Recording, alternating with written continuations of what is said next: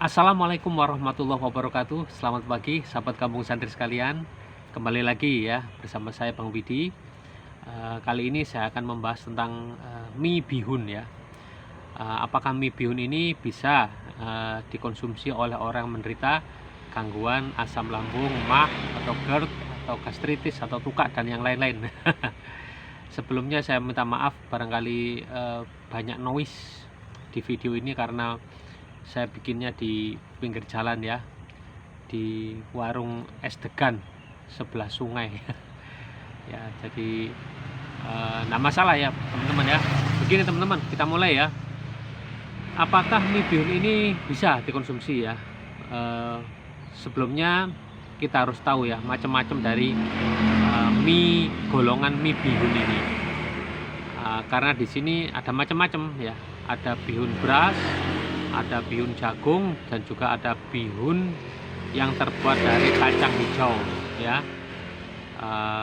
Jadi dilihat dari bahannya itu sendiri, tentu kualitasnya atau bentuknya ya, kualitas bentuk serta khasiatnya juga rasanya juga beda-beda.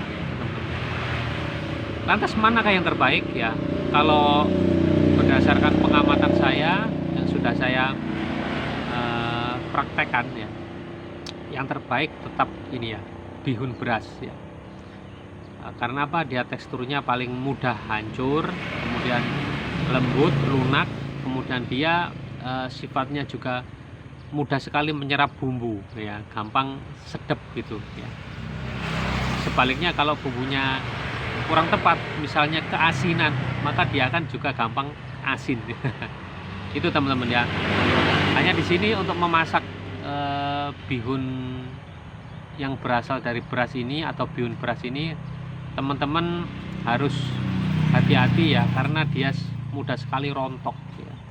Jadi kalau dia dimasukkan ke wajan, kemudian dikasih bumbu, dikasih sedikit air, kemudian dikasih sayuran atau suiran ayam atau suiran daging ya, dia mudah sekali hancur ya. Jadi caranya itu bumbu-bumbu itu dan campurannya suiran-suiran itu masaklah terlebih dahulu ya, kemudian baru masukkan mie bihun ini. Karena apa? Kalau dia dari awal bareng-bareng dimasukkan, kalau kebanyakan diaduk-aduk, dia mudah sekali rontok dan itu sangat merusak penampilan ya.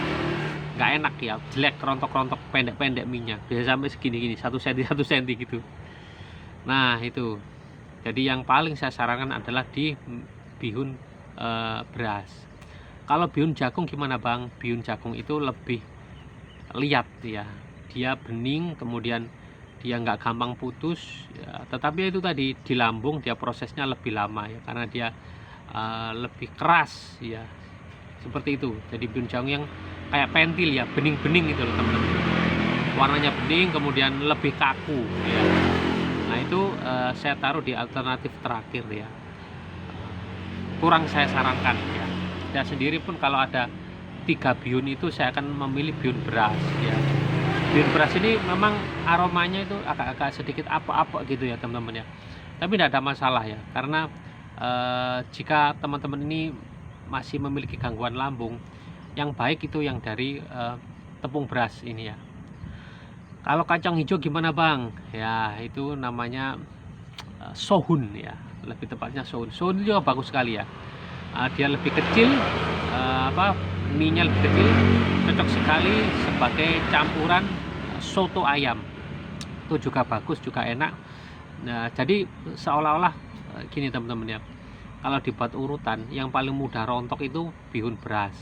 Kemudian yang paling keras itu bihun jagung. Nah, yang ada di antara tengah-tengahnya ini itu sohun atau mihun yang dari kacang hijau ini itu ya. Jadi yang saya sarankan pertama bihun beras, kemudian yang kedua bihun kacang hijau atau sohun ini, dan yang ketiga alternatif terakhir itu bihun jagung ya. Itu ya teman-teman ya, pengetahuan tentang bihun ya. Jadi sebaiknya bihun jagung ini jangan ya teman-teman ya, jangan, saya sarankan jangan, karena dia agak keras, agak liat ya. Apalagi kalau masaknya kurang matang ya, dia hampir kayak kawat ya. Kalau kekeringan itu kayak kawat ya, seperti itu. Nomor 1 berarti bihun beras, kedua bihun atau sohun atau bihun, alah sebut ribet sekali ya. Bihun beras, bihun kacang hijau atau sohun, dan yang ketiga bihun jagung. Agak bingung saya jelaskannya, tapi semoga teman-teman paham ya. Nah, itu jadi kesimpulannya, bihun itu enak sekali dibuat alternatif lauk ya, sekaligus dia juga mengandung karbohidrat yang tinggi ya. Jadi teman-teman kalau makan pakai mie yang ini ya, nasinya nggak usah banyak-banyak, karena dia sendiri karbohidratnya juga sudah berat ya, sudah mengenyangkan, dan dia awet di perut ya teman-teman. Dimakan dengan nasi juga oke, digado atau di lauk ya, di lauk aja dimakan tanpa nasi juga enak gitu ya. Di pinggir jalan itu kan juga banyak ya pedagang nasi goreng, kemudian mie goreng, yang mana dia juga jual mie goreng bihun ya itu. Nah, saran saya kalau teman-teman beli di pinggir jalan, tanyakan dulu, Pak, bihunnya itu bihun beras apa bihun jagung ya. Kalau dari bihun beras silahkan teman-teman beli. Kalau bihunnya dari jagung, saya sarankan cari yang lain yang bihun beras.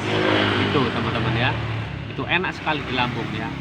Enggak gampang sakit, gampang nyeri ya, itu teman-teman.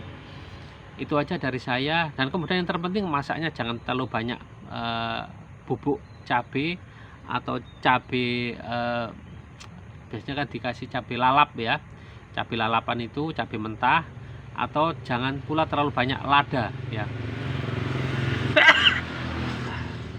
Maaf teman-teman ya, di pinggir jalan ya, maklum ya, banyak debu. Alhamdulillahirabbil alamin. Nah, oke. Jadi itu teman-teman ya, hindari cabai lalap, kemudian bubuk cabai ataupun bubuk lada sebagai campuran bumbunya ya, biar nggak terlalu pedas, lebih enak gurih-gurih, itu aja. Kemudian paling cocok juga divariasi dengan suiran ayam, kemudian rajangan ini telur ya. Jadi telurnya itu yang digoreng, kemudian kan dirajang tipis-tipis ya. Dan kalau rajangannya itu dari telur kocok ya, nggak usah banyak-banyak ya, karena saya singkatkan sekali lagi ya, telur yang dikocok, telur yang didadar itu bisa rawan bikin asam lambung naik ya. Saya nggak tahu kenapa, itu dari saya pribadi. Kalau telur direbus ataupun telur diceplok atau mata sapi itu malah safe, aman ya. Tapi kalau didadar, dimakan langsung ataupun dirajang-rajang, itu bisa bikin gangguan. Tetapi saya yakin kok kalau kita beli di penjual mie goreng itu campuran telurnya itu nggak terlalu banyak ya, karena dia juga ngirit ya. Jadi nggak apa-apa, dimakan aja karena nggak terlalu banyak. Kan biasanya itu dikasih di gelas, kemudian dikocok-kocok, kemudian dituangkan di wajan, kemudian dibolak-balik seperti itu ya. Nggak terlalu banyak, jadi insya Allah nggak apa-apa ya, makan aja, tapi ya nggak usah semuanya gitu ya. Kalau untuk suiran ayamnya juga oke. Itu aja informasi dari saya teman-teman ya, semoga bermanfaat, semoga informasi tentang mie bihun ini berguna untuk teman-teman sekalian. Sekali lagi, prioritas nomor 1 bihun beras, kedua sohun atau bihun kacang hijau, yang terakhir yang sebaiknya teman-teman hindari dulu itu bihun jagung. Sekian, terima kasih. Wassalamualaikum warahmatullahi wabarakatuh. Salam sehat jiwa dan raga.